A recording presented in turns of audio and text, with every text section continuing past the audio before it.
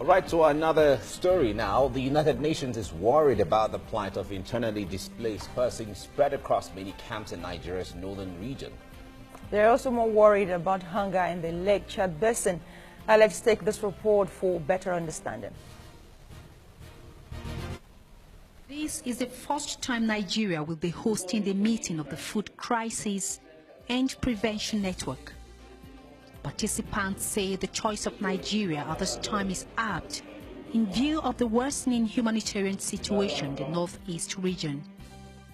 Records show that nearly 60% of the population in Borno State face acute food shortage.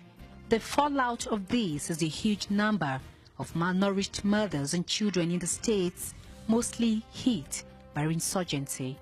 Experts worry many of them are likely to die if no urgent step is taken. 4.4 million have the problem for nutrition. And between the 4.4, we notice 2.5 million. And they have many problems. That is nutrition chronic, very chronic. And some of them died.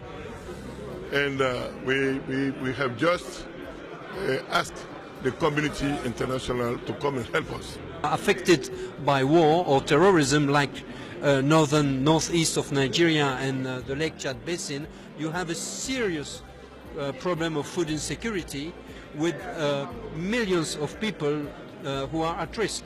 The Nigerian government had accused the United Nations and aid agencies of exaggerating the humanitarian crisis in the northeast. But aid workers believe such statement is the reason for the slow response of the international community. The Sahel and West Africa Week is held annually to highlight the plight of displaced persons and mobilize support for them. The nutrition situation linked to the bloody conflict affecting the Adamawa, Borno and York Bay states will be the focus of our discussion here today. We are resolving the humanitarian crisis of the internally displaced persons by attending to issues of food and nutrition security, especially for women and children. Now, the states of Borno, Yobe and Adamawa, of course, are facing severe food security and nutrition problems due to a number of factors. In addition, climate change, the shrinking of Lake Chad, and again the Boko Haram insurgency, which for 7 years has made it impossible for the farmers there to grow any food and feed themselves. At the end of the meeting, experts hope to come up with policy framework that will help the region tackle food insecurity. Shima Abu, TVC News, Abuja. All right, that's what we'll be talking about now. The Lake Chad Basin covers about 4 countries: Nigeria, Niger Republic, Chad, and Cameroon, where the border converges. Now, joining us is the head communication and advocacy, Nigeria Red Cross Society in Nwapa, Nwapa. Nwapa, good morning and Happy New Year. Good morning to you and Happy New Year too. All right.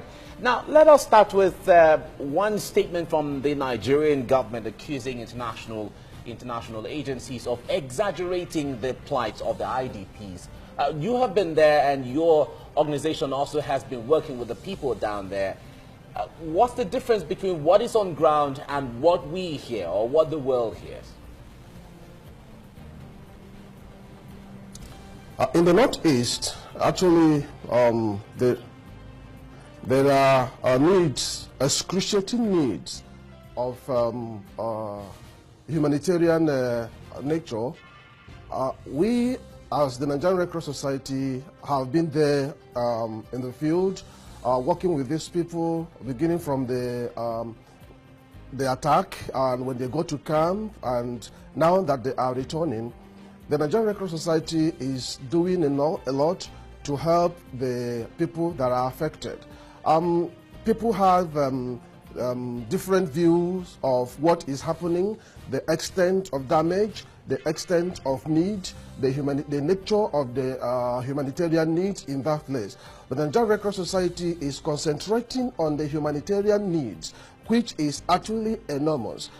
from our own angle, we've done assessment. Since we are always there, we said that we move with the victims. We are there when it happened because the Nigerian Red Cross Society is a community-based organization, and those our volunteers are always on ground to respond and move with them to camp. And when they are returning, we are also returning with them to their villages, to their communities, to help them rebuild their lives. Well, the question is, we'd like to know the enormity of what is going on here at the Lake Chad Basin. Some reports, like you said, perhaps might have exaggerated. We have one that says 23.5 million people have suffering from food insecurity, and about 5.9 million children are acutely malnourished. All we want to know, the truth of the matter, are these figures exaggerated? The Nigerian Red Cross Society, being a humanitarian organization and seeking access at all time, do not join issues with controversial figures, because that will affect our access to the victims, and the victims will be the ones that will suffer. Suffice it to say that the Nigerian Red Cross Society knows that there are humanitarian needs in the Northeast, and we are doing our own bit to address those humanitarian needs. Like I said, we are doing so many programs to assist those people that have been affected as they are returning. We know that there are food shortages, and as a result of this, the Nigerian Red Cross Society have started giving them seedlings, farm tools, and other farming materials that will help them restart their lives. Apart from that, there are other humanitarian needs apart from food shortage, and the Nigerian Red Cross Society is doing our own bit to make sure that these people restart their life and return back to normalcy. All right. You have established your point in there, but however, I'm wondering if the Red Cross Society is concerned about the reports that go out there from where you carry out your primary responsibility. Anyway, we'll get into that. Let me take you to my wall so we have a better understanding, although we'll be going on break very soon, but let's get to my... I think I have... wires all over the place, wires all over the place. All right, now let's get into this proper. Now, after being forced to flee their homes, witnessing brutal violence and the destruction of their communities, many displaced persons in northeast Nigeria are now facing another pressing risk: severe malnutrition and even starvation. Now, this is Nigeria. This is the Lake Chad area. We have Niger Republic in there. We have Chad Republic, and we have Cameroon. Now, these four countries, somehow, the Lake Chad has a way, or had a way, of touching these four countries, and these four countries formed a basin, a commission that is called the Lake Chad Commission. Certainly, it rests within all of them. Let's move on. Now, the conflict in the Lake Chad Basin has continuously deteriorated. About 21 million people live in the affected areas across the four Lake Chad countries of Nigeria, Niger, Cameroon, and Chad, like I said just now. The food insecurity and malnutrition in the affected region have reached alarming levels. Let's go on a break, and then I'll come back to give you more statistics, more pictures, and more situation in the Lake Chad Basin. Stay with us on TVC Breakfast.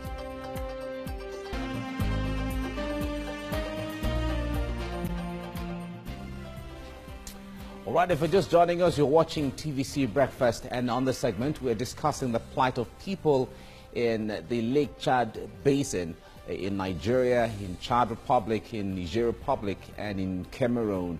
We have the head of communication, the Red Cross, in our Abuja studio discussing this. Now, I've been on my wall giving you a background to what we're talking about. Now, more than 65,000 people are already living in farming in pockets of northeastern Nigeria, and more than 1 million people are one step away from famine. Now, that's according to statistics from the UN Food and Agriculture Organization, the FAO.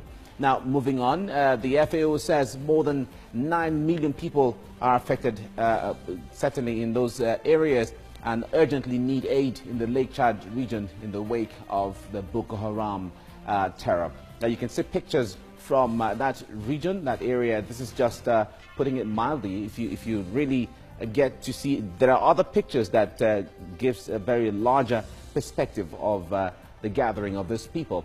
Now, at least 6.3 million people are faced with food insecurity in the region. Now, in Nigeria alone, we have about 4.4 million people are in need of urgent food assistance. That statistics happened. What you have right now, we collated in 2016. They've been updated and expanded really right now. So it's really alarming that out of 6.3 million people, 4.4 are Nigerians. Are Nigerians. Really. That's the big story. And from the reports we got, it seemed the numbers seem to be increasing when it comes to insecurity of food.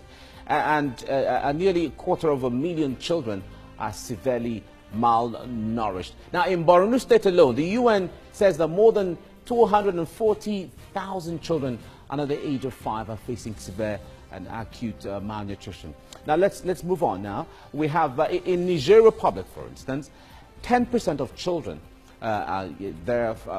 suffer from acute malnutrition, and 44% are chronically malnourished, and that's according to the World Food Program.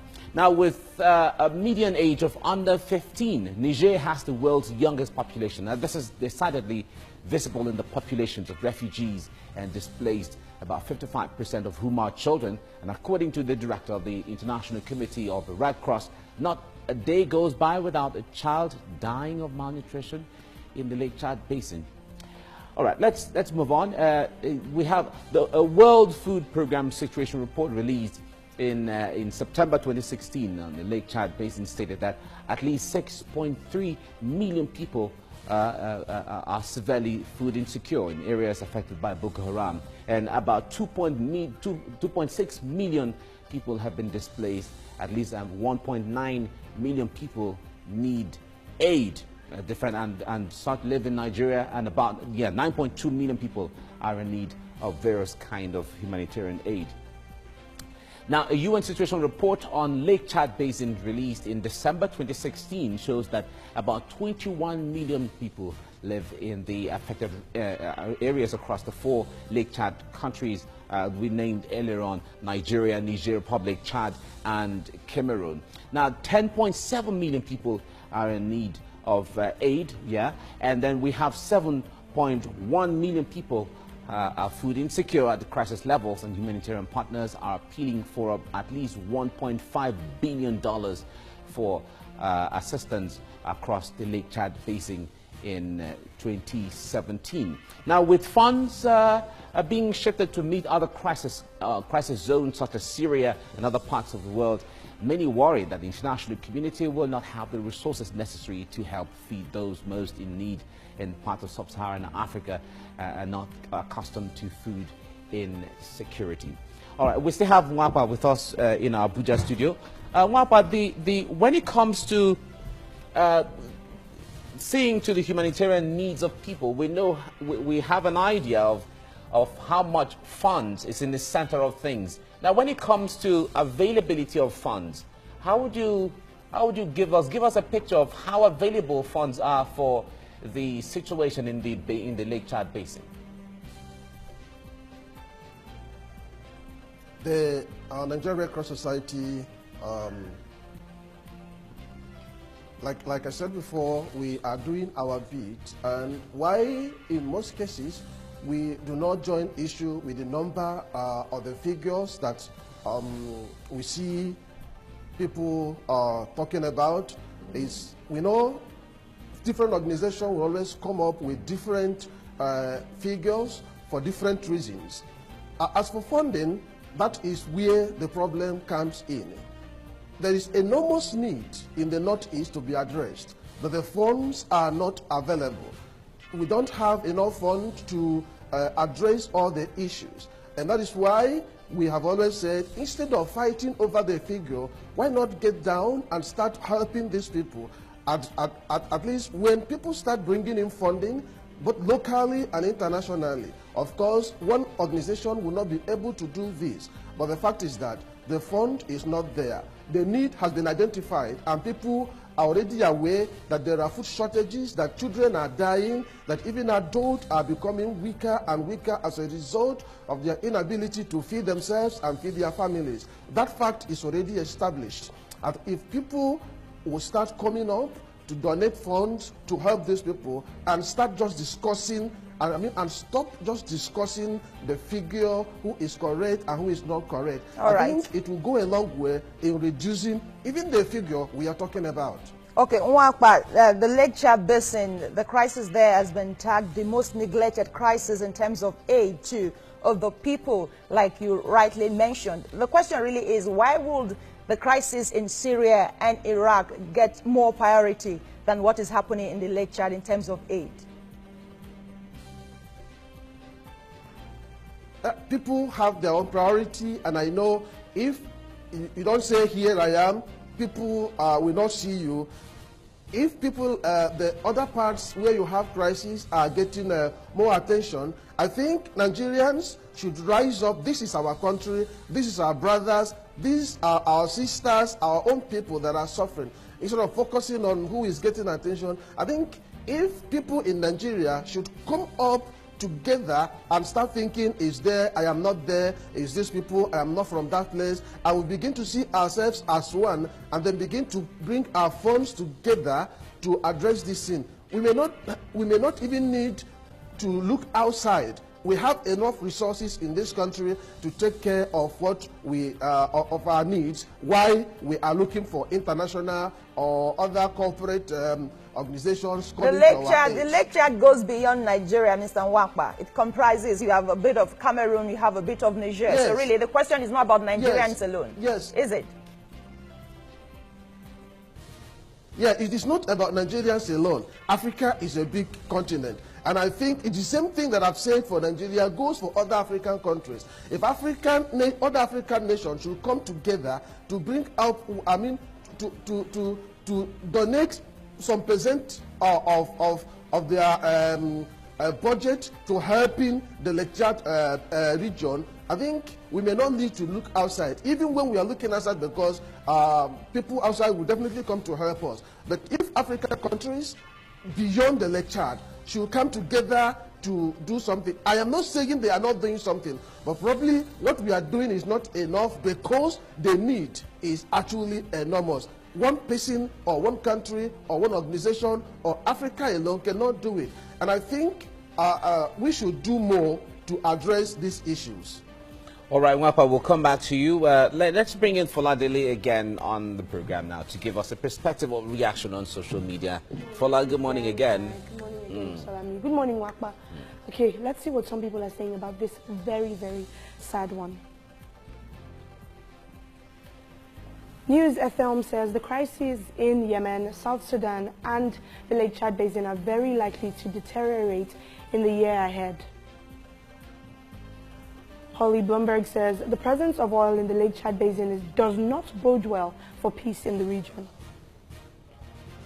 James Hall says survey of aid agencies finds Lake Chad Basin is Africa's greatest humanitarian emergency. 8 million people destitute, many near starvation. Sonia Joe says in the Lake Chad Basin area of northern Nigeria, 3.6 million people are directly affected by the insurgency of Boko Haram, 2.6 million #IDPs. Rosalina Press, and this is the last one, she says a crisis you probably haven't heard of, massive displacement, drought and starvation in Africa's Lake Chad Basin. Nwakpa, really quickly, so the last tweet here talks about how people probably haven't heard about this crisis. And of course, Busalami touched on that earlier about the neglect. What are you doing? What practical steps are being taken to ensure that word gets out there about this? Let's come again with the question. I didn't get you. What practical steps are you taking to ensure that word gets out there about what is going on in the Lake Chad Basin? The Red Cross is an international organization, and we've done a lot of advocacy both within the Lake Chad and outside Africa as an international organization. We've been meeting governments, we've been talking to other organizations like ECOWAS, like EU, like UN, And we've been talking to so many other international organizations within and outside Africa. And of course, what we are doing now is as a result of response to our advocacies, to what, the awareness we are creating. People, governments, and other people, including other international, national societies, as in the Red Cross in other countries like US, like Britain, and other national societies. They are actually supporting the work of Red Cross in the Lake Chad region. And so we've been doing a lot through meetings, through conferences, through our publications online, and so many things we are doing to attract attention. And that is the reason why we have been able to do what we are doing now. All right, Nwapa, we have to go on a break. I guess, you have a question again for him? I'll go on a break. I have to allow you go right now. Thank you. Okay, let's go on a break and we come back on the program. Stay with us on TVC Breakfast. Right, if you're just joining us, you're watching TVC Breakfast, and on this segment, we are discussing the plight of internally displaced people in the Lake Chad basin of Nigeria, Chad, Niger Republic, and Cameroon. We have with us in our Abuja studio the head of communication and advocacy of the Red Cross Society in Nigeria, Nwapa, joining us in there. Now, Nwapa, before we went on break, you were talking about the some of the activities you get involved in. You mentioned advocacy, where you reach out to people. Now, in the course of your advocacy, do you call for assistance in any way? Yes, we do. Apart from creating awareness of the situation in the region, we call for, actually the reason for the advocacy is to advocate for attention and then ask for people to come to the assistance of these people that are suffering as a result of the armed conflict. Yes, we do ask for funding. Okay, there are also reports of sexual abuse going on, people substituting sex for food and money. How do you handle such cases if there are cases like that? The Nigerian Red Cross Society, or the Red Cross as a movement, is over 150 years in existence, and we have fundamental principles that every volunteer or every worker in the family must have to adhere to. When we recruit our volunteers, the first thing we do is to train them on our principles, the way we work, our value, before we send them to field. And so we do not take the issue of misappropriation or trading food for favor or trading any material for favor. We do not take it lightly, and wherever it is reported, we take steps to make sure that if it is true, the person is punished, and if it is not true, we correct the impression. And so the pool of volunteers we have are trained, and they are very much aware that we do not take the issue of abuse of any kind lightly. All right, but Nwapa, in your advocacy and trying to draw attention to the needs of people, do you sometimes talk about the figures of the number of people who are involved and all of that? Yes, we talk about figures and numbers of people that are involved. And when we are doing advocacy, before we go for advocacy, we would have done need assessment to know exactly the number of people that are affected in that particular community or particular camp that we want to go for assistance. And so we go with our assistance and then advocate. We know that we will not be able to attend to the need of all the affected people, and so we take a number that we are targeting at that particular point in time to assist, and we advocate for assistance to reach that number of people. All right, in your figure that you collate to make advocacy, when you hear on the news that other figures are rolling, do you feel concerned that there is a difference between what people hear out there and what you have? Yes, like I said before, figures will always differ from one organization, one group, or the government to another, and we know that we are not covering every place or every people or all the need, and so we concentrate on the figure we have. That does not mean we don't listen to news to hear the figures other people have, but we don't go comparing figure or trying to establish if it is true or if it is not true. Like I said, there will always be controversy about figure. That is one thing that will always be there. The government will always have a different figure. Humanitarian organizations will always have a different figure. NGOs or other groups will always have their own figure. And then it has, from experience, we've come to understand that instead of fighting over figure, let's do the little we can to assist the people who need our assistance the most. The time we will use in debating over the figure, we'll use it to plan and help these people. Okay, all right, Mr. Wankpa of the Red Cross, we appreciate your time and your thought. We just do hope that you collaborate with some other development partners to get the work done. We appreciate your time.